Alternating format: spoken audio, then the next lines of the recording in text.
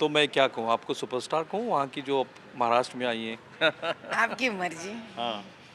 स्वेच्छा है, भारत है, संविधान आपको फंडामेंटल राइट देता है, तो जो संविधान, चाहिए जो लेकिन आपको बोलिए। पता है संविधान की बात यहाँ पे बहुत तेजी से चल रही है। हाँ, बताइए। राहुल जी कह रहे हैं कि संविधान बदलने का जो मामला मैं लगातार उठा रहा हूँ, इस बार भी है। तो पहले राहुल जी को पता चलना चाहिए कि संविधान के अंदर भारत भी कहा गया है। अच्छा, मतलब उनको भारत पता नहीं है? तो ये भी तो कह रहे हैं ना राहुल जी कि ये भारत क्या है? ये भारत माँ बोलते हैं। ये भारत भारत क्या होता है? तो जो व्यक्ति को यही तक नहीं पता है कि भारत को माँ क्यों कहते हैं, और जब भारत का नाम लिया जाता है बड़ी सम्मान से लेना चाहिए।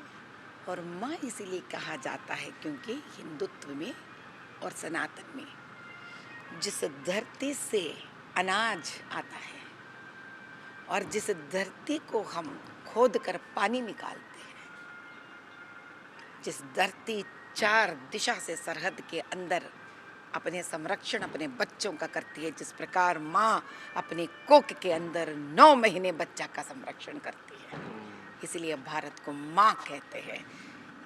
ये भी नहीं समझने वाला राहुल अब भारत को माँ कैसे समझ पाएगा? पहली बात। अच्छा। जिस मोदी भाई आदिवासी स्त्री को अति उत्तम स्थिति पे लेके जाकर राष्ट्रपति बनाने के बावजूद भी जो मन में आए, जो मुंह में आए, बकते निकलते रहते हैं कि आदिवासियों के लिए ये लोग कुछ नहीं देने वाले हैं, दलित के लिए ये कुछ नहीं देने वाले हैं, ये संविधान से सब कुछ निकालने वाले हैं, ये सारे जो झूठ कहते कहते फिर रहे हैं। मैं उनसे एक ही सवाल कहती हूँ, पूछती हूँ उनसे, तो पिछले 5 साल से झारखंड में आप ही के तो लोग प्रशासन सरकार चला रहे हैं, तो झारखंड में आदिवासी लड़कियों पर अत्याचार हो रहे हैं घुसपैठियों से। बांग्लादेश की बात फिर से छिड़ गई। हाँ, तो मैं पूछती हूँ, तो उन आदिवासियों के बारे में कभी भी आप या आपके माताश्री या प्रियंका जी ने कभी मुंह खोलकर बात ही नहीं की है? जिन्हें मयम से आप गले मिलते हैं, जय मीम जय भीम बोलते हैं, तो हमारे क्षेत्र में तो कई पसमंदा मुस्लिम जो दलित है वो तो अत्याचार हो रहे उनके ऊपर। गरीबी तो गरीब है वो लोग, 50 सालों से तो कोई अमीर नहीं बना। अच्छा, तो मैं उनकी तरफ से काउंटर करता हूँ। देखिए, ऐसे कहते हैं कि 8 लोग हैं बीजेपी के, स्पेशल जो साउदर्न स्टेट के लोग हैं, जो एमपी भी रह चुके हैं, उस समय चुनाव भी लड़ रहे थे। उन्होंने खुलकर कहा था ना कि हमको तो संविधान बदलना है अगर 400 पार करा लगता है। मैं तो सोच रहा था कि महाराष्ट्र के विधानसभा चुनाव में ये बात कहाँ आई, लेकिन जब भी राहुल जी यहाँ पे आ रहे हैं वो खुल के वही कह रहे हैं कि ये जो 8 लोग हैं और बीजेपी का जो अब डीएन है वो यही है कि संविधान बदलने वाला। बार बार उसको नकरा रही है, लेकिन वो कहते हैं कि नहीं नहीं, ये तो उनको तो पुरानी जो हिंदुत्ववादी आइडियोलॉजी उसको ला रहा है। पुरानी हिंदुत्ववादी आइडियोलॉजी, पहले हिंदुत्ववादी आइडियोलॉजी क्या है सीखो तो सही राहुल। अच्छा। तुम तो इटली मम्मा के बच्चे हो, दूध तो इटली के पिए हो तुम, इसीलिए तो भारत माँ तक नहीं जानते हो। तुम एलकेजी तक एंट्री नहीं मारी हिंदुत्व का। अभी तुमको मैं स्कॉलर डॉक्टरेट लेवल का भाषा कैसा समझाऊं मैं तुमको? आप ये मत कहिए कि वो हिंदू नहीं है, कम से कम। अरे ये आप मेरे मुंह की बात नहीं, छीनी आपने, आपने। अच्छा क्या बात है, क्योंकि आपने इटली वाली माँ की बात कही तो मुझे लगा कि शायद अगला आपका यही जवाब होगा कि वो हिंदू ही नहीं है। कैसे हो सकते बताइए आप, कैसे हो सकते बताइए आप?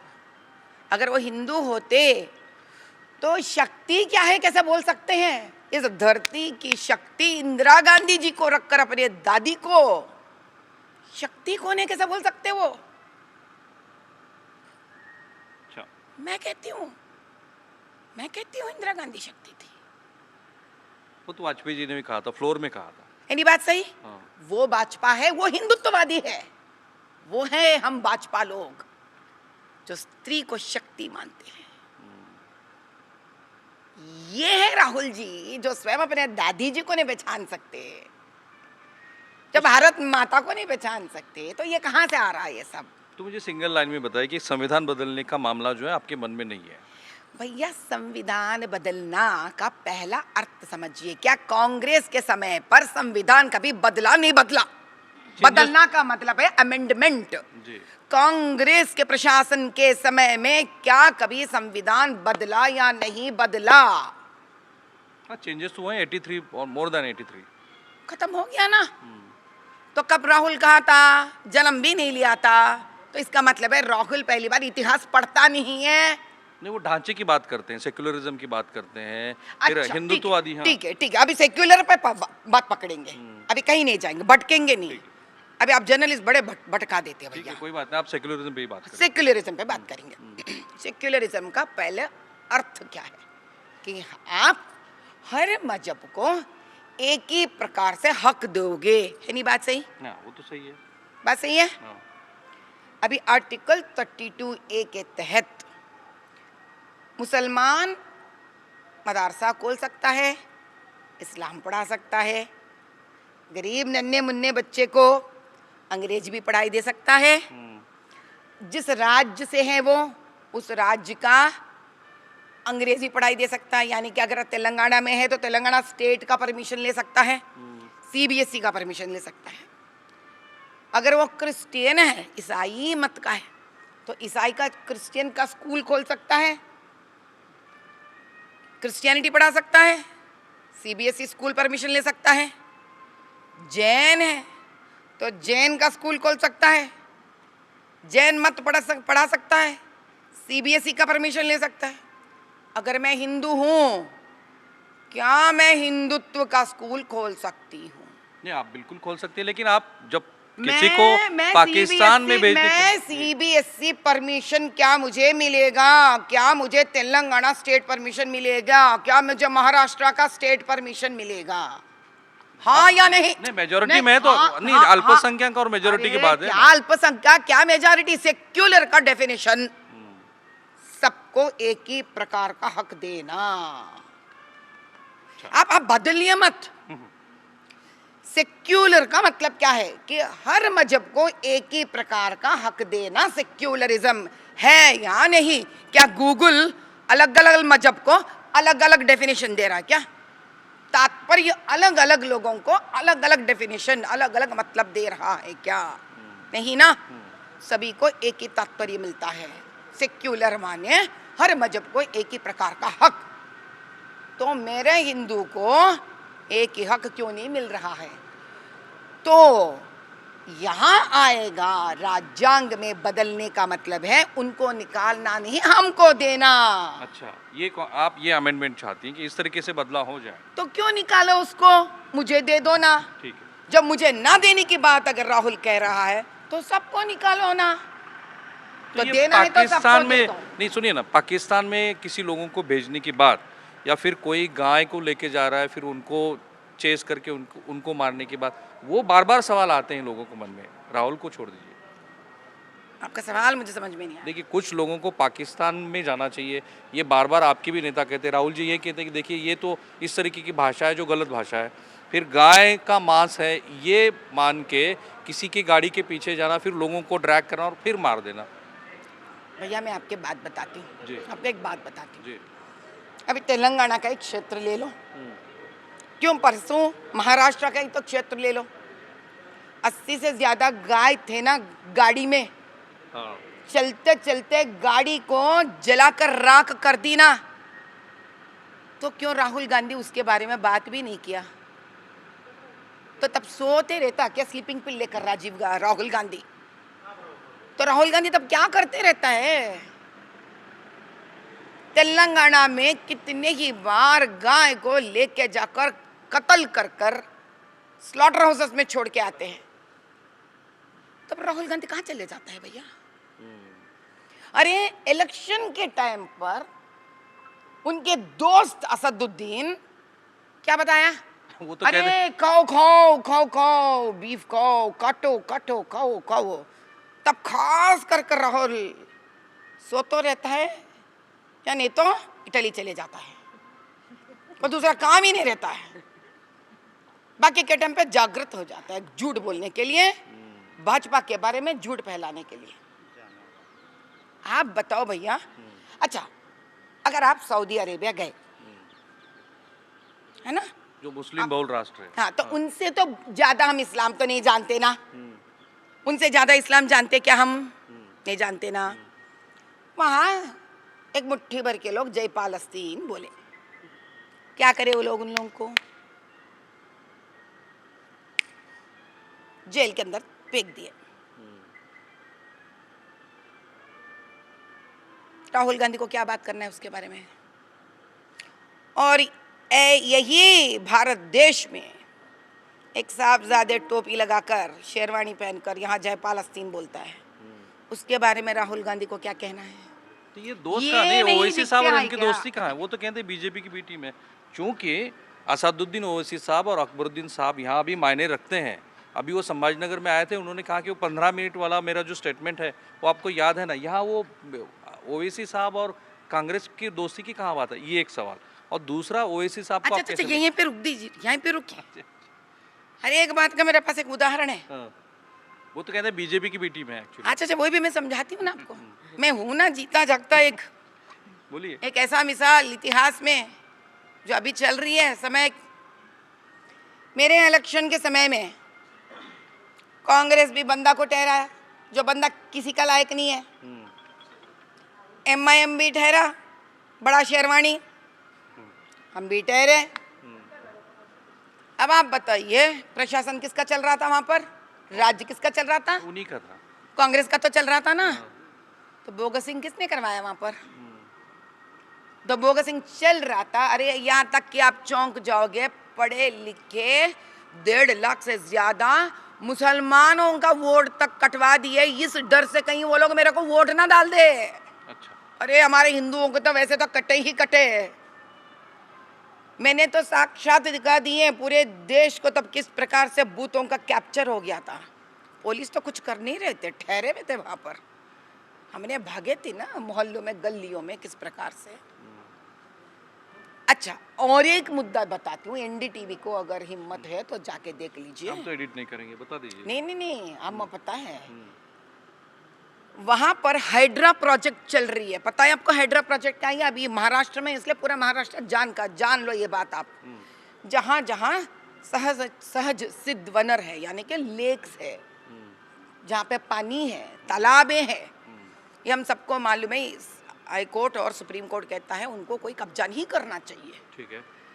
इतने गरीब उत्तर प्रदेश से आए हुए पसमंदा मुसलमान, यानी दलित मुसलमानों के भी घर तोड़े गए हैं, लेकिन अपने बड़े शेरवानी असदुद्दीन जी और अकबरुद्दीन जी का फातिमा कॉलेज, पानी इतना बड़ा तालाब के ऊपर मिट्टी डाल कर डाला, वो फातिमा कॉलेज को उन्होंने छुआ तक नहीं कांग्रेस वाले।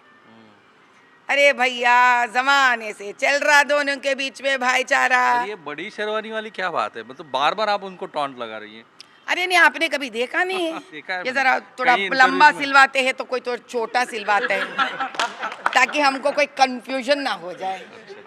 हाँ, कोई छोटा कोई बड़ा सिलवाते हैं, चल, मेरा आखिरी अपना सवाल। अपना स्टाइल है वो। ठीक है, मेरा एक आखिरी सवाल है। 15 मिनट का स्टेटमेंट फिर से यहाँ इस बार चर्चा में आया है। हाँ, अकबरुद्दीन ओवैसी साहब थे, मैंने इम्तियाज जलील साहब को भी पूछा कि आपको भी फिर यहाँ चुनाव का प्रचार करने के लिए अकबरुद्दीन ओवैसी साहब की जरूरत पड़ी। तो ये जो 15 मिनट वाला मामला है, उनका ये कहना है कि कोर्ट से वो तो बाइज्जत बरी हो गए, अब उसमें क्या बचा है? भैया ये मामला मजाक नहीं, जरा गंभीर से बात करते हैं। जी। ये जो बार बार अकबरुद्दीन 15 मिनट बोलता है ना, जब पहली बार ये 15 मिनट बोला था, बैंसा में बोला था, और जब ये 15 मिनट बोला था तब उसका उद्देश्य ये था कि 15 मिनट देकर तो देखो, छोड़ कर तो देखो हमको, हम सब खत्म करके देखेंगे, सबको भी खत्म करेंगे। तो जरा सारे हिंदू और मुसलमानों को मैं एक ही बात बोलूंगी, जरा अक्ल लगा के आप इस बात को जरा अक्ल लगा कर सोचो।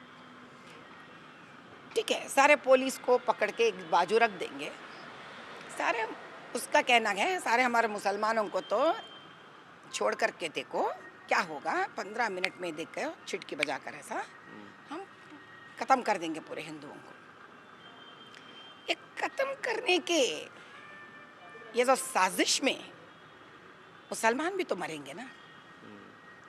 हम मुद्दा बात करेंगे, सच्चाई बात करेंगे। तो जिन जिन मुसलमान मरेंगे, तू तेरा भाई तो नहीं मरेगा? तू अपना हिफाजत तो देख ही लेगा।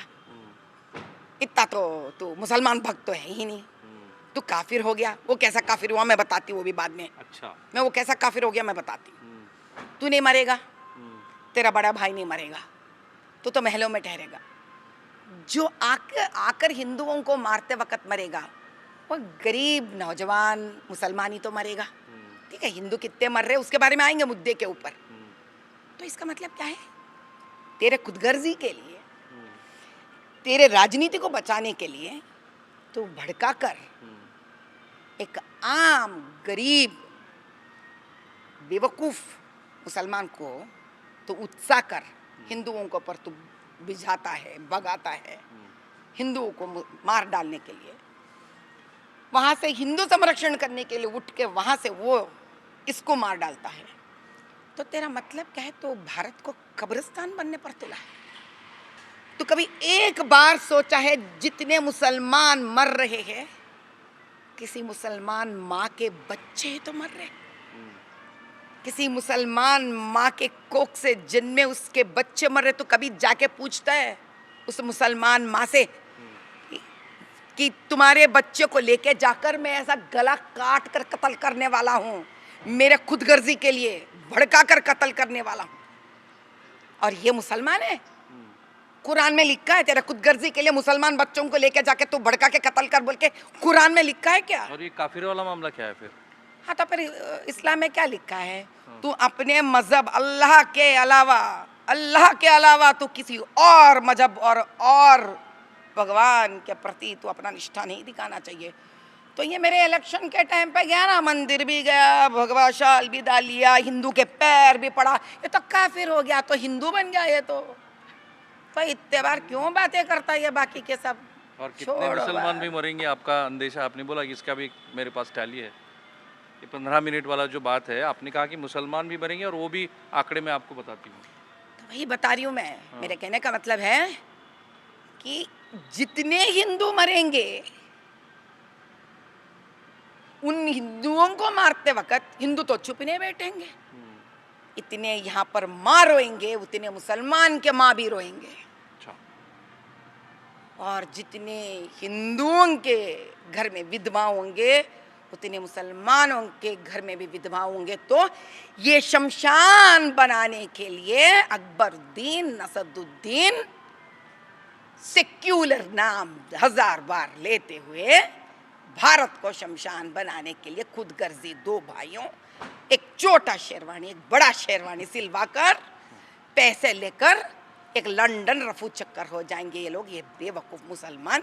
उसके बाद में आकर एक ज़ॉम्बी है, वो दोनों काट के रखे हैं बाकी के बेचारे मुसलमानों को। अरे इस्लाम सिखा नहीं रहा है ये सब, ये असदुद्दीन अकबरुद्दीन सिखा रहे हैं इन लोगों को ये सब। मेरा एक आखिरी सवाल है, कुछ लोग कह देंगे आप बहुत ही भड़काऊ भाषण करती है। आज मैं आपको सोलापुर भी देख रहा हूँ, कई पिछले 2 दिन में आपने वही तो नहीं किया। भैया आज आप जिस प्रकार से हमसे पूछ रहे हैं, हम ऐसी ही बात करते हैं नॉर्मली, ये ही हमारा भाषण है। हम आज भी यही बोलते प्रोवोक हैं। करते हैं, आप हिंदुओं को प्रोवोक करते हैं। अच्छा, अगर हम प्रोवोक कर रहे हैं तो आज आपके सामने तीरवाल बोलेंगे। हाँ, वो बाण वाला आपका तो नहीं वीडियो नहीं, बहुत चला 3 बार अगर हम बाण भी डाले तो हम 3 बार भी बोलेंगे। था। अल्लाह अल्लाह अल्लाह। दम है तो आ जाओ बोला अकबरुद्दीन को बोलने के लिए, जय सियावर रामचंद्र भगवान की। बोलो बोलो भैया बोलो, यही हिंदुत्व एक ही मानता है। मैं जरूर ना, ये जब अकबरुद्दीन साहब से मेरी मुलाकात होगी, वो तो खैर इंटरव्यू देते नहीं है, वैसे साहब देते दम हैं। रहना हाँ, नहीं, भैया, नहीं, ठीक है। कलेजा रहना। जब पूछूंगा तो जरूर ये रहना अच्छा, है। ये आपका बड़ा कंट्रोवर्सी हुआ देखिए था। भैया, हाँ, एक ही बात हाँ, बताती है, हमारे मोदी भाई भी एक ही बात बोल चुके हैं। अल्लाह का नाम में 99 अल्लाह के नाम में एक ही बात बताता है, शांति, दयालु, दयावान। वही बात रामचंद्र भगवान भी हमें सिखाए हैं। हम यही चाहते हैं कि अमन रहे इस देश में। और फिर आपने वो बान का किया था, सामने मस्जिद थी, उसको लेके बड़ा बवाल भी हुआ, फिर आपने उस पर क्लैरिफिकेशन भी दिया। दिया ना क्लैरिफिकेशन।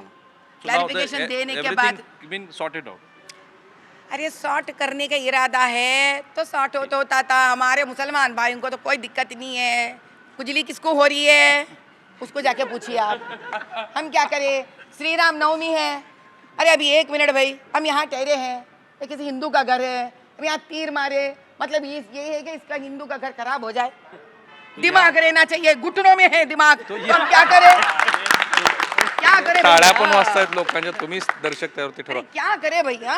तो आप रामचंद्र का, भगवान का राम बाण का मतलब है अमन का बाण, रामनवमी का बाण। कभी आप देखे लव साइन, उसमें कैसा बाण जाता है ऐसा। लेकिन हिंदू बहुत सहिष्णु है ना, सब सवाल तो यही है कि इस तरीके के बर्ताव से जो है लॉ एंड ऑर्डर की सिचुएशन क्रिएट हो जाती है। कहीं कुछ क्रिएट नहीं होती है, आप क्रिएट करोगे तो क्रिएट होती है।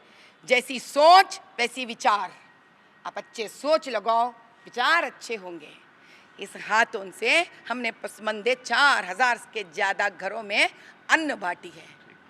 तो जैसे हम सोचेंगे ऐसे विचार होंगे। हम वही बाण इसीलिए डाले ताकि वो बाण आकाश में गए और भारत में अमन लेके आए। एक आंख हमारे लिए हिंदू है तो दूसरे आंख हमारे लिए मुसलमान है।